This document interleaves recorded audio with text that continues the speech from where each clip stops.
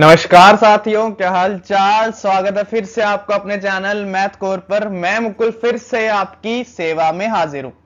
आज तुम्हें एक खुशी का मौका और एक दुख का मौका है, क्योंकि चैप्टर की लास्ट एक्सरसाइज के लास्ट कुछ क्वेश्चन रह गए।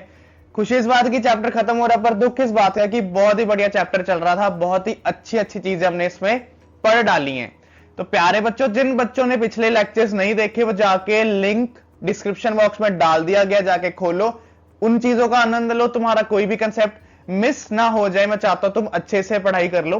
तो इसी के साथ आज की वीडियो में हमारा ये वाला पार्ट भी खत्म होने जा रहा है। उसके बाद हम नेक्स्ट क्लास में नेक्स्ट चैप्टर्स को स्टार्ट करने की कोशिश करेंगे, अच्छे से पढ़ने की कोशिश करेंगे। आपके टर्मिनल्स भी चल रहे होंगे। मैं चाहता हूं जितने हमने चैप्टर्स पढ़ लिए आप उतने तो अच्छे से पढ़ के ही जाओ। तो शुरू करेंगे आज की क्लास क्वेश्चन नंबर 16 के साथ। अब तुम्हें पता है, मतलब जो मेहनत है वो ग्रेजुअली, मतलब जैसे कंसिस्टेंटली तुम काम करते रहो तो तुम्हें रूटीन में आदत पड़ जाती है। एक दिन में पढ़ने से कुछ नहीं होता। कई बच्चे क्या करते हैं, फुल वीक नहीं पढ़ेंगे, संडे को पढ़ लेंगे, या फुल मतलब मंथ्स नहीं पढ़ेंगे, जब पेपर आएंगे तो पूरे दिन रात पढ़ डालेंगे। होता कुछ नहीं है, नंबर तो आ जाते हैं, पर वो सिर्फ एक प्रेशर का काम है। तुम्हारी इंटेलिजेंस नहीं बढ़ती, स्ट्रेस बढ़ता है। स्ट्रेस के कारण ना पढ़ते हो, उससे मार्क्स स्कोर कर भी लिए, वो सिर्फ शॉर्ट मेमोरी में रहता है। उसी टाइम के लिए पढ़ते हो, उसी टाइम के लिए लिखते हो और बात खत्म। अब कंसिस्टेंटली अपनी चीज को पढ़ना, अपने एफर्ट्स को कंटिन्यू करना अभी भी मतलब कम बच्चे करते हैं, मुश्किल है। अब आप ये सोचो कि आपके गोल्स क्या है, आपने लाइफ में आगे करना है क्या है, 11 12th में क्या सब्जेक्ट्स लेने हैं, उसके बाद क्या करना है। एक मतलब रोड मैप तो हो तुम्हारे पास, उसी अकॉर्डिंग तुम अपना वर्क कर सकोगे कि हाँ ये चीजें हमने पढ़नी है, ये सब्जेक्ट्स लेने हैं, इन चीजों इन कोर्सेज को ज्वाइन करना है। मे बी 11 12th में आपको अगर लैंग्वेज सीखनी हो, कंप्यूटर की, पाइथन, ये वो सब, आप वो ज्वाइन कर सकते हो।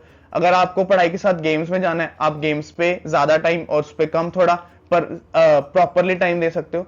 ये सारी आपको प्लान करनी पड़ेगी। अगर आप विदाउट प्लान जा रहे हो, आप कभी भी सक्सेसफुल नहीं होने वाले। एक प्लान, एक मैप बहुत जरूरी है उन चीजों को कामयाबी में कन्वर्ट करना। ठीक है, आई होप आप मेरी बात समझे होंगे। इस चीज पे आप थोड़ा सा वर्क करेंगे। तो शुरू करेंगे हम आज की क्लास क्वेश्चन नंबर 16 के साथ। क्वेश्चन नंबर 16 में बोला गया है, a sum of ₹700 is to be used to give 7 cash prizes to students for a school for their overall academic performance. ठीक है जी, कहता है कि स्कूल ने ना ₹700 का क्या करना है, वो देना है हमें, कैश प्राइजेस देने हैं, और वो 7 बच्चों में डिस्ट्रीब्यूट होके जाने हैं। ठीक है, मान लिया। तो इसका मतलब एसएन आपको कितना गिवन है, ₹700, और नंबर ऑफ कैश प्राइजेस है वो कितने गिवन है, 700। पर वो आगे बोलता है कि हर प्राइस ₹20 कम होगा पिछले प्राइस से। अब सबको इक्वल प्राइस नहीं मिलेगा, हर एक को 20-20 रुपए कम मिलेगा। यानी कि मान लो देर आर 3 स्टूडेंट्स, इस तरह से अगर इसको 200 मिल रहा है ना, तो इसको इससे मिलेंगे ₹20 कम, यानी कि 180। इसको मिलेंगे इससे ₹20 कम, यानी कि 160। इसका मतलब यहां से तुम्हारा जो डिफरेंस आएगा वो आएगा 180 माइनस 200, यानी कि -20। अब कई बच्चे क्या करते हैं, डिफरेंस को सिर्फ और सिर्फ 20 लिख देंगे, उनको लग जाएगा कि नंबर ही दिया, पर वो ये नहीं पढ़ेंगे कि हर प्राइस पिछले प्राइस से ₹20 कम है। इसका मतलब डी कितना है आपका, -20। और अगर डी आ गया आपका -20, इसका मतलब आपको क्या करना है, यहाँ पे A1 निकालना है, पहला कैश प्राइस। अगर पहला कैश प्राइस निकालोगे, उसमें से 20-20 रुपए माइनस करेंगे तो हमारे पास अगले कैश प्राइस आएंगे। तो क्या करा हमने, यहाँ पे अप्लाई करा एसएन का बड़ा वाला फॉर्मूला, क्योंकि लास्ट टर्म हमें पता नहीं है। तो ये आ गया एसएन का जी बड़ा वाला फॉर्मूला। एसएन आपको दिया 700, एन आपके पास 7 है, ए आपको ढूंढना है, एन अगेन 7 है, और डी आपका कितना प्यारे बच्चों, -20। क्रॉस मल्टीप्लाई कर देते हैं, 2 ऊपर 7 नीचे, ये आ गया 700 multiply by 2 upon 7 equals to 2 times a as it is. 7 - 1 6 को मल्टीप्लाई किया -20 से तो आया -120। इसको कट करा, 7 1 7, 7 इंटू 100 700, 100 को 2 से मल्टीप्लाई किया, 200 इक्वल्स टू 2a माइनस 120, ये इधर आया। तो ये बन गया आपका 200 प्लस 120 इक्वल्स टू 2 टाइम्स ए, यानी कि 320, और 320 इक्वल्स टू 2a। 320 के नीचे आ गया 2, क्योंकि 2 से हमें डिवाइड करना है, तभी तो हमारे पास A1 की वैल्यू आएगी जी ₹160। इसका मतलब है जो पहला बच्चा है उसको मिल रहे हैं जी ₹160, अगले बच्चे को मिलेंगे इससे ₹20 कम, यानी कि 140, अगले को मिलेंगे फिर से इससे ₹20 कम, यानी कि 120। इस तरह से ₹100 मिलेंगे, फिर ₹80 मिलेंगे, कितने हो गए, 1 2 3 4 5 फिर मिला 60 रुपए और फिर मिले 40 रुपए। इस तरह से 7 कैश प्राइजेस मिलेंगे हर बच्चे को 20-20 रुपए के डिफरेंस पे। अब आपको स्टेटमेंट को अच्छे से पढ़ना है कि स्टेटमेंट में क्या बोला जा रहा है। लाइफ में भी ऐसा ही होता है कि क्या बोला जा रहा है, क्या समझा जा रहा है, क्या सुना जा रहा है, सब मिक्स हो जाता है। तो आप ध्यान से सुनो क्या कहा जा रहा है, उसी पर इंप्लीमेंटेशन करो। खराबी नहीं करनी है, चीजों की खराबी नहीं करनी है, थोड़े फ्लो के साथ स्मूथनेस का। अप डाउन तो आते ही रहते हैं, फिर भी आपको मैनेज करना सीखना है। ठीक है जी, आप देखो फिर चले हम क्वेश्चन नंबर 17 पे। लीजिए जी, अब क्वेश्चन नंबर 17 में उसने बोला है in a school students thought of planting trees. बढ़िया बात है, बहुत बढ़िया बात है। In and around the school to reduce air pollution. बहुत बढ़िया बात है। It was decided that the number of trees that each section of each class will plant will be same as the class in which they are studying। अच्छा, कहने का मतलब ये है कि अगर section of class will plant 1 tree, section of class 2 will plant 2 tree and so till on class 12 there are 3 section of each class, how many trees will be planted। कहने का मतलब ये है कि तुम्हें सबसे पहले तो यहाँ पे सम ऑफ 12 क्लासेस ने कितनी ट्रीज प्लांट करी है वो फाइंड आउट करना है, पर इसके लिए आपको एपी चाहिए।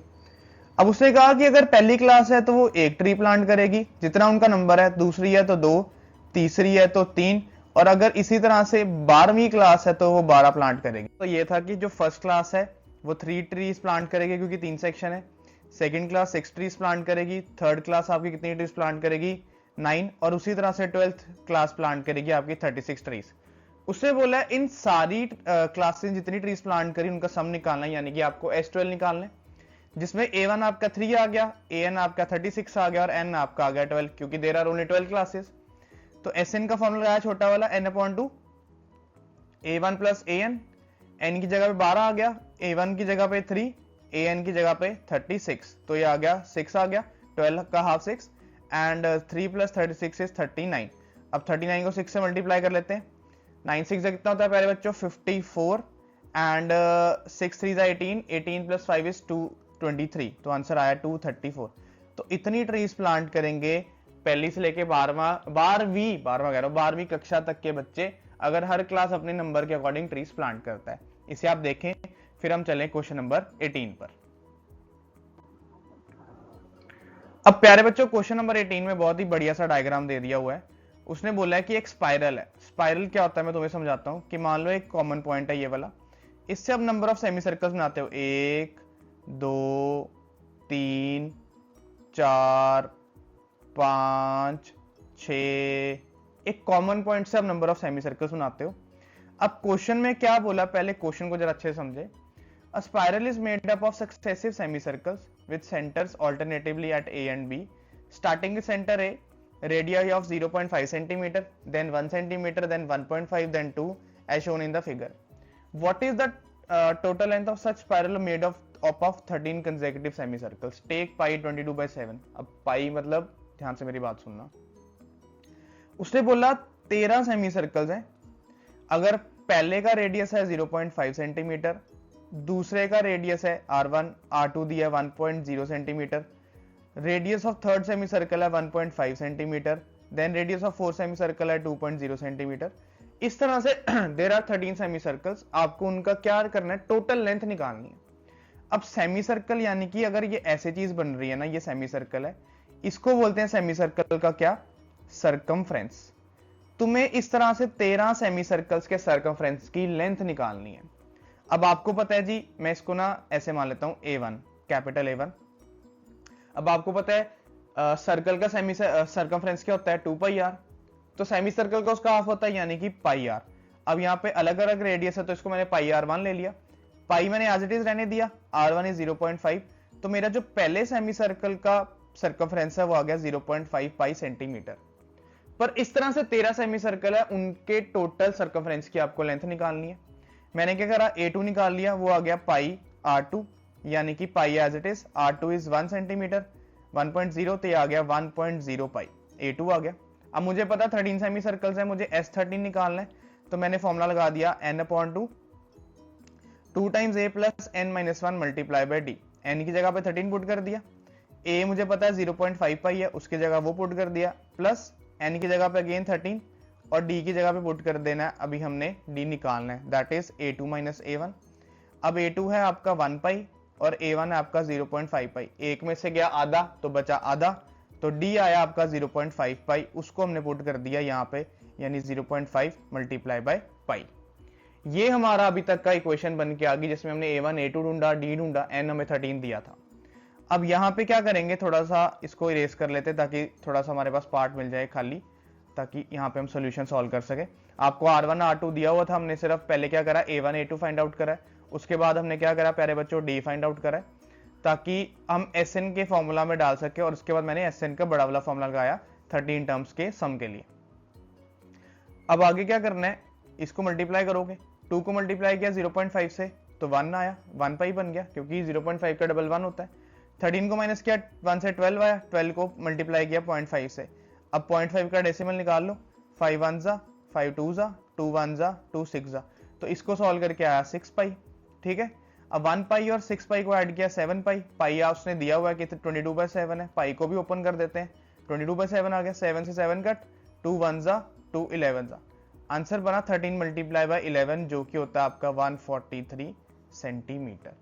इसका मतलब जो 13 कंसेक्यूटिव सेमी सर्कल्स है उनका सर्कमफ्रेंस निकालोगे तो टोटल लेंथ आएगी कितनी, 143 सेंटीमीटर। आप इसे एक बार देख लें, फिर हम चलते हैं आगे।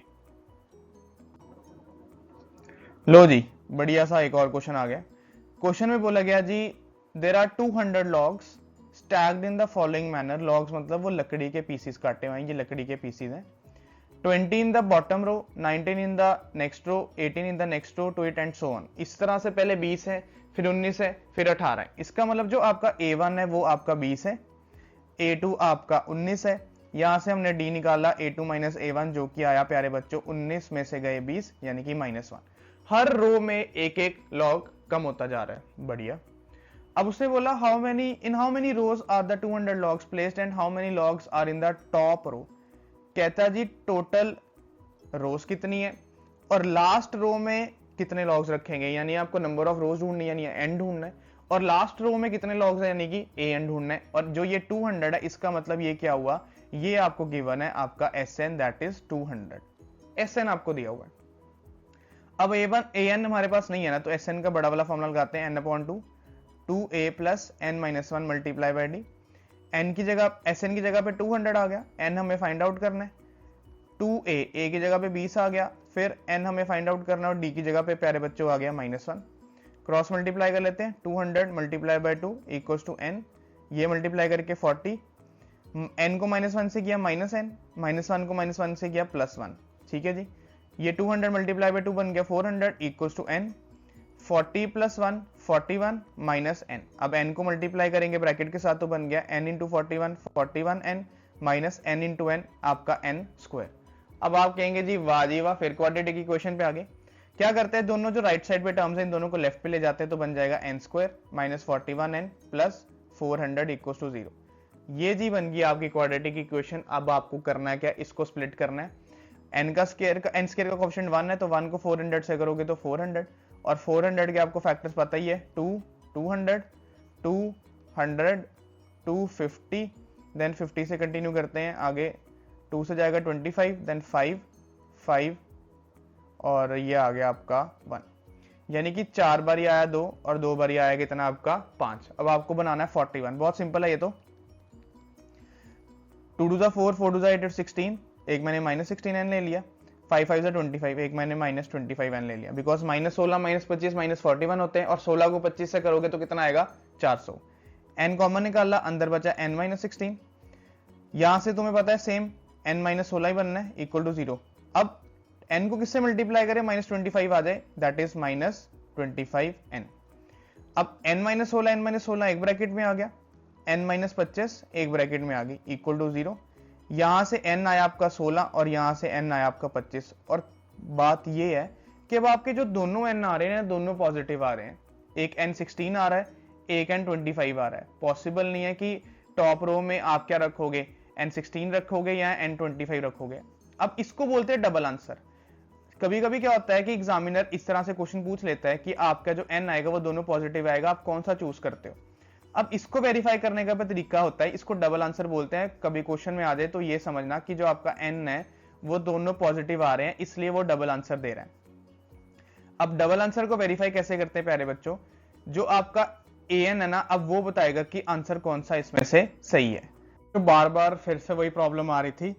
यहाँ पे हमने छोड़ा था कि हमारे पास दो n आए, एक n आया था हमारे पास क्या 16 और एक n आया था हमारे पास क्या 25। तो मैं आपको ये समझा रहा था कि अब हम डबल आंसर्स को कैसे एक्सप्लेन करें, हमें कौन सा पता चलेगा कि n16 लेना है या n25 लेना है। तो क्या करेंगे, हम यहाँ पे अप्लाई करेंगे an का formula, that is a1 plus n-1 into D. पहले n की जगह पुट करेंगे 16, a1 हमारा गिवन था 20 और d हमने निकाला था -1। इनकन्वीनियंस के लिए खेद है, उसके लिए माफी दी जाए। प्लीज ध्यान से इसको दोबारा सुनिएगा। क्वेश्चन नंबर 17 में थोड़ी सी प्रॉब्लम आई थी। जैसे उसमें क्लासेस थी 1 to 12, अगर फर्स्ट क्लास है तो 1 ट्री प्लांट करेगी, सेकंड क्लास है 2 करेगी, 12th क्लास है 12 ट्री प्लांट्स करेगी। और क्योंकि उनके 3-3 सेक्शन है तो फर्स्ट क्लास 3 प्लांट करेगी क्योंकि 1 3 3, second class 2 multiply by 3 6 plant करेगी। उसी तरह 12th class 12 multiply by 3 36 plant करेगी उसका हमने ऐसे निकाल लिया। ठीक है जी। अब यहाँ पे an निकालेंगे, a1 हमारे पास 20 है, n 16 डाला और d हमें दिया -1, तो ये आया 20 प्लस 16 -1 15 इंटू -1। अब 15 इंटू -1 होता है -15, तो 20 में से गए 15 तो आया 5। यानी कि मे बी अभी के लिए जो टॉप रो है उसमें 5 लॉग्स होंगे, पर अभी हमें दूसरा n भी ट्राई करना है, that is n equals to 25। अब उसके लिए क्या करेंगे, दोबारा से an का फॉर्मूला लगाएंगे, a1 plus n-1 multiply by d। ठीक है, n की जगह पे डाला हमने 25, पहले तो an की जगह 20, n की जगह पे 25 -1 इंटू डी -1। ठीक है जी, यह आया 20 प्लस 25 में से एक गए 24 इंटू -1, 24 को -1 से मल्टीप्लाई किया तो -24, यहाँ पे 20 है, और 20 में से 24 गए -4, जो कि इम्पॉसिबल है। कभी भी आपकी लास्ट टर्म नेगेटिव नहीं हो सकती हो सकती है, पर यहाँ पे क्या लॉग्स हैं, लॉग्स नेगेटिव नहीं हो सकते, इसलिए ये वाला n क्या हो गया आपका रिजेक्ट, और ये आपका n आ गया हमारे पास द आंसर। यानी कि n जो है वो आपका 16 है। थोड़ी सी प्रॉब्लम आ रही थी, क्या करें, ग्लिचेस आ जाते होते हैं, कभी भी कोई भी साथ छोड़ के चला जाता होता है। ठीक है, चलते हैं नेक्स्ट क्वेश्चन पर। लो जी, आज का आखिरी सवाल काफी छोटा सा सवाल है। पहले क्वेश्चन को पढ़ते हैं, थोड़ा समझते हैं, आपको मैं एक्सप्लेन करता हूं। क्वेश्चन में आपको बोला है, in a potato race a bucket is placed at the starting point which is 5 meter from the first potato and the other potatoes are placed 3 meter apart in a straight line. There are 10 potatoes in a line. कहता जी इस bucket से जो पहला आलू है ना वो कितना दूर है, वो दूर है 3 मीटर। मेरी बात ध्यान सुनना। कहता ये बकेट से जो फर्स्ट पोटैटो है, यानी कि यहाँ पे जो आलू पड़ा है वो बकेट से 5 मीटर दूर है। आगे से बोला competitor starts from the bucket, picks up the nearest potato, runs back with it and drop in the bucket, runs back to pick up the next potato, runs back to the bucket to drop it in, and she continues in the same way until all the potatoes are in buckets. काफी free है लड़की इसी तरह से ये race कर रही है। उसने बोला what is the total distance the competitor has to run, hint this. अब हिंट को मारो गोली में, तुम्हें इजी पार्ट समझाता हूँ। अब क्वेश्चन में बोला ये जो लड़की है, पता नहीं इसको क्या मुसीबत पड़ी है, कहती ये बकेट से स्टार्ट हुई, फर्स्ट आलू पिक करा, फिर वापस आलू ड्रॉप करा, यानी कि जो इसने डिस्टेंस कवर करा फर्स्ट आलू के लिए वो आता है जी कितना, a1 आया, 5 मीटर गई आलू पिक करने, 5 मीटर आई आलू ड्रॉप करने, यानी कि a1 इसने कवर किया 10 मीटर। ठीक है जी, समझ गए यहां तक, फर्स्ट टर्म आ गई। आगे से बोला अब ये लड़की फर्स्ट जो पोटैटो था ना, इसके बाद बाकी सारे पोटैटो 3-3 मीटर दूर है। अब 5-5 मीटर की दूरी नहीं है, सिर्फ 3-3 मीटर की दूरी है, यानी लड़की यहां से स्टार्ट होगी, फिर से कहां से, आपकी बकेट से। इसको इरेज कर देते हैं, थोड़ा और इजीली समझ आ जाएगा। ये देखो, अब लड़की क्या करेगी, दोबारा बकेट से स्टार्ट होगी, यानी यहां से आई, 5 वाला छोड़गी, 3 वाला उठाने आई, ये वाला, तो 5 + 3 8, यानी कि 8 मीटर आई टोटल ट्रेवल करने, फिर यही 8 मीटर वो वापिस जाएगी छोड़ने, तो यानी कि जो आपका A2 आएगा वो आएगा 5 + 3 पिक करा और फिर 5 + 3 ड्रॉप करा, यानी कि टोटल डिस्टेंस मूव करा उसने 16 मीटर।